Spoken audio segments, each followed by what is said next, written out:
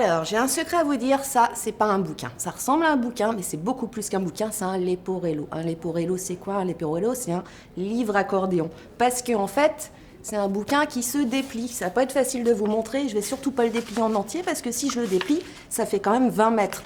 À la base, ça en faisait même carrément 72, et les éditions Pataillot, qui ont été créées en 2020 par Frédéric Fourreau, ont décidé d'en faire une version un petit peu plus courte. C'est une œuvre qui a été créée par deux artistes chinois, une scénariste et un artiste, qui est donc peintre. Vous voyez bien que tout est fait au pinceau. À cela a été ajouté un texte, en fait. Les éditions Pataillot, qui ont été créées en 2020 par Frédéric Fourreau, avaient commencé par publier des tout petits bouquins, où il y avait juste une planche de BD, et ça, enfin même pas une planche, d'ailleurs une case de BD, et ça tenait dans la poche. Là, vous voyez, il a vraiment le goût des mesures, pour le coup, Frédéric, parce qu'il est parti sur quelque chose qui est très très grand. Au-delà du livre d'art, c'est aussi quand même une histoire, et c'est aussi l'apprentissage peut-être d'un art qu'on ne connaît pas forcément très bien en France. C'est un art chinois qui a été développé il y a plusieurs centaines d'années, déjà dans une province dont je ne vous donnerai pas le nom parce que je vais tout écorcher, qui s'appelle donc le Kin-opéra, avec des chanteuses qui ont le visage en rose. Voilà, tout s'explique à la fin.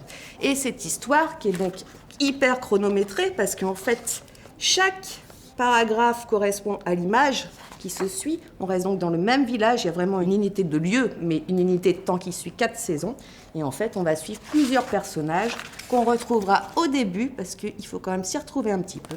Et pour les plus curieux qui auront envie de creuser, à la fin, il y a un petit QR code qui nous invite à venir écouter le Kin-opéra. Voilà. C'est un très beau bouquin, c'est très joli, c'est très conceptuel pour le coup aussi, et puis c'est vraiment quelque chose qui donne envie de se plonger dans la lecture à tous les sens du terme.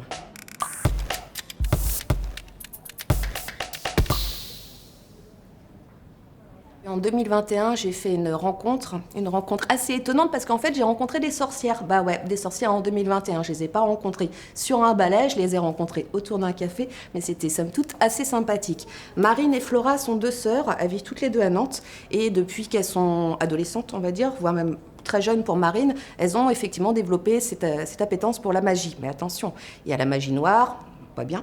Il y a la magie blanche, sympa, mais là on est quand même sur la magie verte. La magie verte, c'est quoi? C'est local, c'est écolo, et ça donne envie, peut-être aussi juste d'aller se promener dans la forêt pour ramasser des herbes en faisant des incantations aux fées. On est en Bretagne, pourquoi pas? Il y a du patrimoine ici magique, donc il faut savoir l'utiliser. C'est un petit peu le message qu'elles essayent de transmettre dans ce do-it-yourself de sorcières, mais ça marche aussi pour les sorciers parce qu'on n'est quand même pas bégueule non plus. On va apprendre à fabriquer des petites choses pour nos usages quotidiens. Alors ça va être forcément une baguette magique, même si je vous apprendrai pas forcément à faire disparaître quoi que ce soit à la Harry Potter, vous n'allez pas l'utiliser peut-être au quotidien, mais en tous les cas, vous aurez votre baguette magique qui vous permettra de centraliser votre énergie. Donc tout est bien expliqué. Ça reste forcément un petit peu la base. Marine et Flora ont aussi développé une maison d'édition à elles. Donc si vous avez envie d'aller plus loin que les petits rituels qui sont présentés dans ce livre, vous pouvez aller voir ce qu'elles font. Donc c'est Marine et Flora Denis. Voilà, deux jeunes filles à suivre à balai, forcément.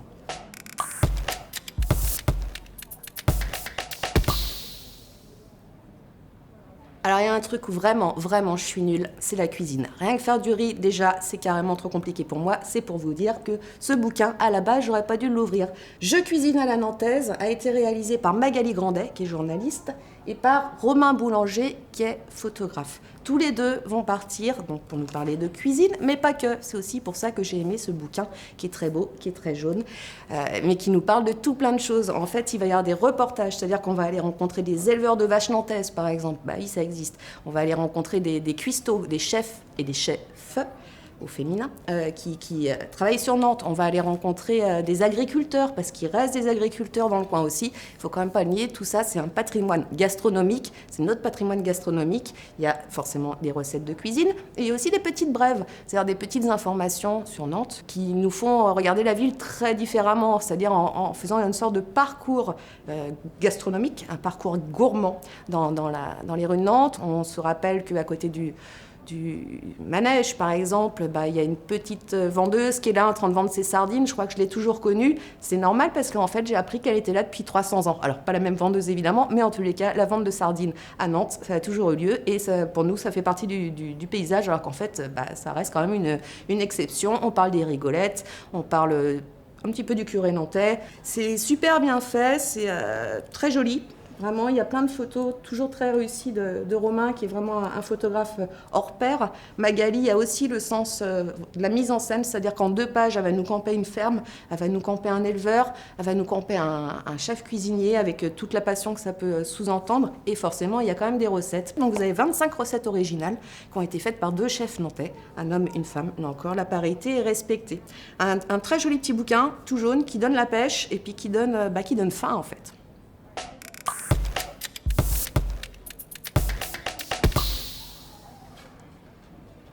Les éditions Polystyrène ont été créées à Rezé, et non pas à Rézé, comme disent les Parisiens, en 2010. Ils ont le goût des livres-objets, ça se voit tout de suite, mais en fait, ils ont plein d'imagination. C'est-à-dire qu'ils ont d'autres collections avec des petits bouquins découpés, par exemple, ils font des cartes, enfin, ils font plein de choses qui nous font penser au livre, non pas comme un support à plat, mais comme quelque chose qui va se construire en plusieurs dimensions.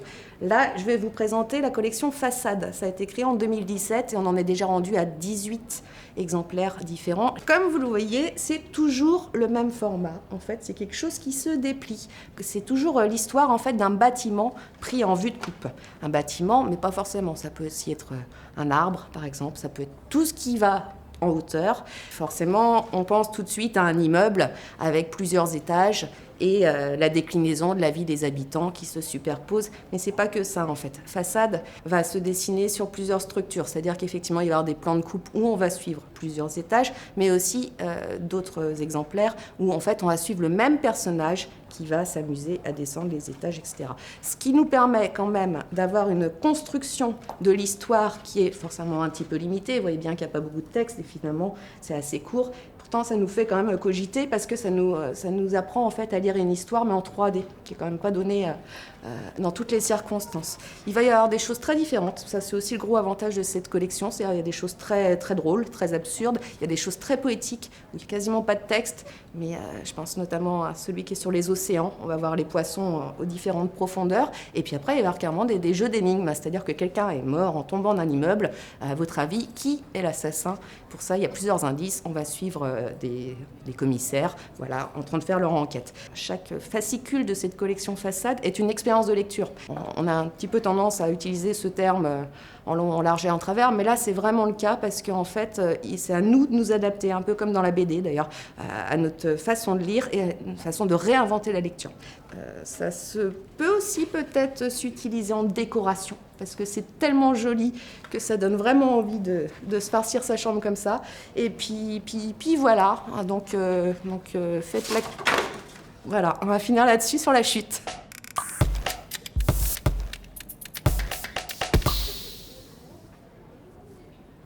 Forcément, en hors format, je ne pouvais vous parler que de l'association La Marge qui a été créée en 2013 à Angers. C'est un petit peu plus qu'une maison d'édition parce qu'en fait, c'est une association collaborative qui est liée à un lieu qui est ouvert au public une fois par semaine et où chacun peut venir en fait aider à travailler et à créer les bouquins. C'est quand même pas donné à tout le monde de pouvoir aller fabriquer son propre livre. C'est aussi du carton qui est recyclé, c'est-à-dire qui est retrouvé dans la rue.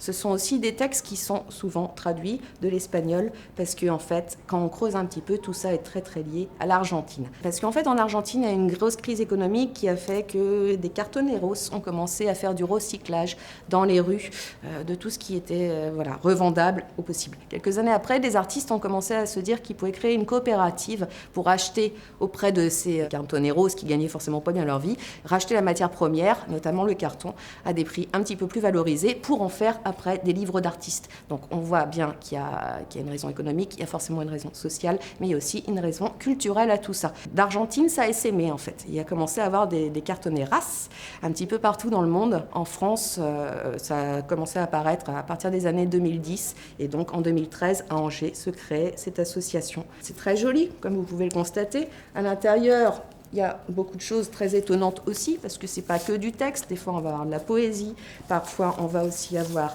des romans photos carrément parce que ça existe encore. Et on a aussi des textes qui suivent une ligne assez directrice qui est assez claire sur le site de cette association, qui est des textes rebelles, des textes qui donnent la rage de vivre, des textes de fureur, un petit peu, en tous les cas, une vision assez rock'n'roll et assez engagée, là encore, du monde. Il y a à chaque fois une couverture différente différentes. C'est des toutes petites éditions, des toutes petites séries. Donc ça donne vraiment envie de les collectionner là aussi. Et puis ça donne envie de les soutenir parce qu'ils font du sacré boulot. Donc à la marge, hors format, tout ça c'est très très lié. Et bonne lecture à tout le monde.